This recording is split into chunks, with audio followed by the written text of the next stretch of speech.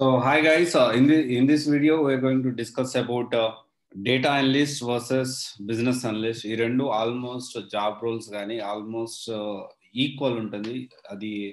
కానీ దీంట్లో చేంజ్ అనేది ఉంటుంది. అది ఏంటిది అండ్ అసలు డేటా అనలిస్ట్ అంటే ఏంటి, బిజినెస్ అనలిస్ట్ అంటే ఏంటి, దీంట్లో మనం కెరీర్ బిల్డ్ చేసుకోవచ్చు. ఆ కంప్లీట్ ఇన్ఫర్మేషన్ అనేది మనం వీడియోలో తెలుసుకుందాం. దాంతో పాటు మనం ఇంకొక విషయం కూడా తెలుసుకుందాం, ఏంటి అంటే దీని శాలరీస్ ఏ కంపెనీలు ఎలా ఉన్నాయి, దానికి సంబంధించిన ఇన్ఫర్మేషన్ కూడా మనం ఈ వీడియోలో తెలుసుకుందాం. సో మనం అందరం అర్థం చేసుకోవాల్సిన విషయం ఏంటి అంటే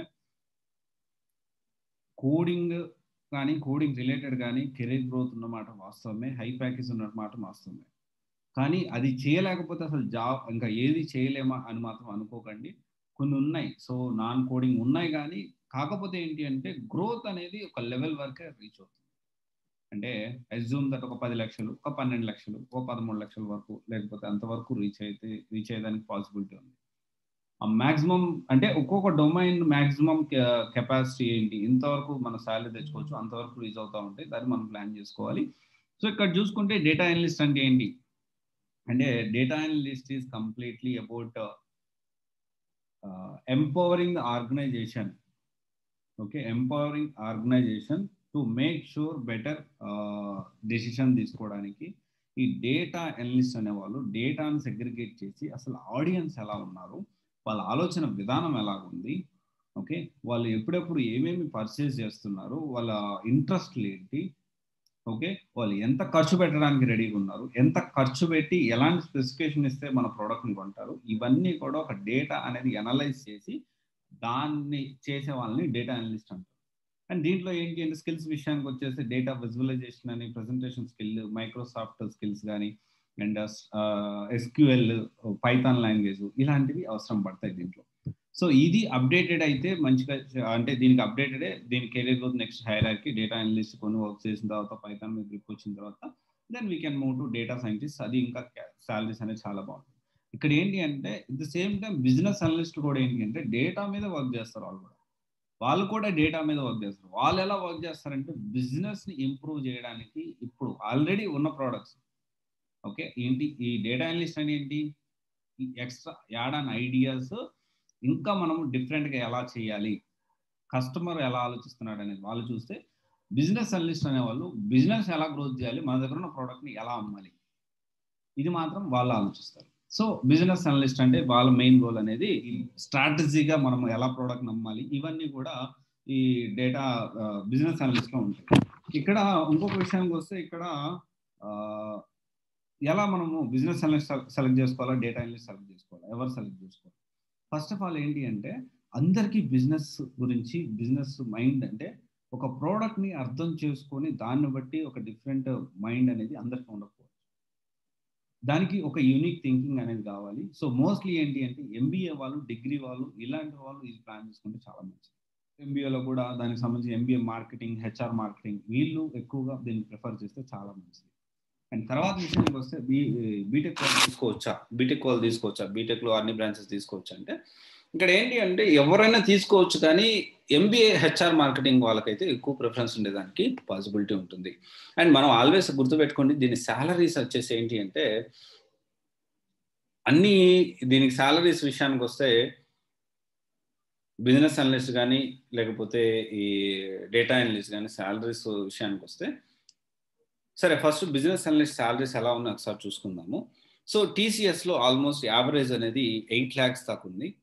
అండ్ తర్వాత డెలాయిట్ వచ్చేసి 8 lakhs దాకా ఉంది. 8 lakhs నుంచి హైయెస్ట్ వచ్చి 2 CR, 3 CR. డెలాయిట్లో అయితే బిజినెస్ అనలిస్ట్ 5 CR దాకా కూడా ఉంది, 5 crores దాకా కూడా ఉంది. అండ్ ఎక్సెంచర్లో వచ్చేసి 1 crore దాకా ఉంది. అండ్ జెన్పాక్లో హైయెస్ట్ చూసుకుంటే 50 lakhs దాకా ఉంది. And then Evalueserve business analyst చూసుకుంటే ఆల్మోస్ట్ 90 lakhs దాకా ఉంది. అది బిజినెస్ అనలిస్ట్ సంబంధించి. ఇంకా when it comes to data analyst అనేది ఇనిషియల్గా చాలా తక్కువ ఉంది, కానీ దీంట్లో కూడా మనం మ్యాక్సిమం కెరీర్ గ్రోత్ అనేది మ్యాక్సిమం ప్యాకేజ్కి రీచ్ అవ్వచ్చు. ఇక్కడ కంపెనీలు టీసీఎస్ చూసుకుంటే ఆల్మోస్ట్ 5 CR దాకా, 5 కోట్ల శాలరీ వరకు వెళ్ళేదానికి ఛాన్స్ ఉంది. అండ్ ఇంకొక ఎక్సెంచర్లో చూసుకుంటే 2 కోట్ల దాకా ఉంది. సో ఇక్కడ మనం అర్థం చేసుకోవాల్సిన విషయం ఏంటంటే ఇంత ఎలా మనకి ఇది బిజినెస్ అనలిస్ట్లో ఇంత కెరీర్ గ్రోత్ ఉందా, ఇంత మనం రీచ్ అవ్వాలంటే పాసిబిలిటీ ఉంటుందా అంటే పాసిబిలిటీ ఉంటుంది. కానీ దానికి కావాల్సిన యూనిక్ థింకింగ్ అనేది, దానికి కావాల్సిన థాట్ ప్రాసెస్ కానీ వేరే ఉంటుంది. వేరే అంటే ఎలాగంటే బిజినెస్ని అర్థం చేసుకోవాలి, కస్టమర్ని అర్థం చేసుకోవాలి, ఒక పర్సన్ని అంటే ఒక ఆడియన్స్ని, ఒక మనం ఏదైతే ప్రోడక్ట్ అమ్ముతున్నామో వాళ్ళని అర్థం చేసుకోవాలి. ఎప్పుడూ కూడా ఇలాంటి మైండ్ సెట్ ఉన్న వాళ్ళు నాట్ ఓన్లీ దిస్ థింగ్ అండి, సాఫ్ట్వేర్లో ఖచ్చితంగా సక్సెస్ అవుతారు.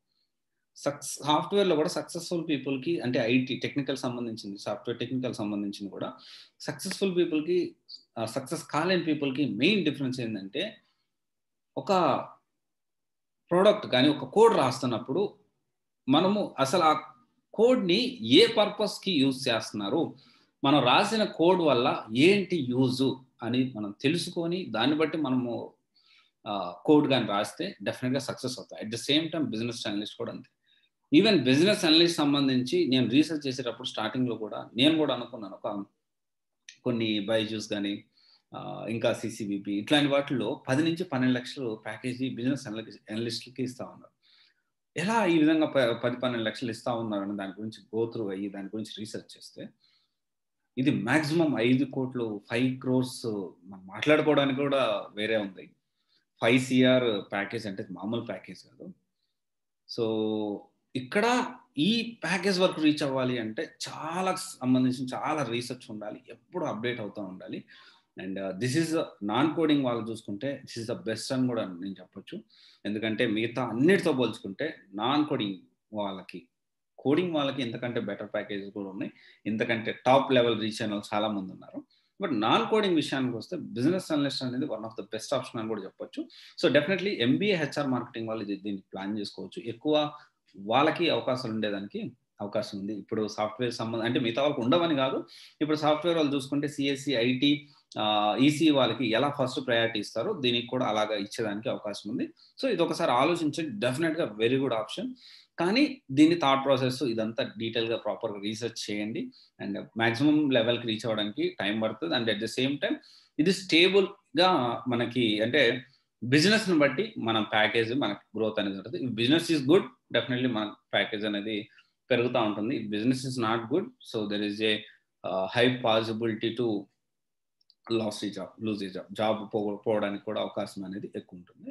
బట్ స్టిల్ మీకు ఆ నాలెడ్జ్ ఉండి మీరు ప్రాపర్ కష్టపడి మీరు కస్టమర్ అర్థం చేసుకుని బిజినెస్ని గ్రోత్ చేయగల కెపాసిటీ మీకుంటే డెఫినెట్లీ నాన్ కోడింగ్ వాళ్ళకి బెస్ట్ ఆప్షన్ అని చెప్పొచ్చు. ఓకే, సో ఇది ఒకసారి ఆలోచించండి. Thank you guys. This is Raj signing off CVSE guidance private limited, one stop solution for all the above tech courses. Thank you.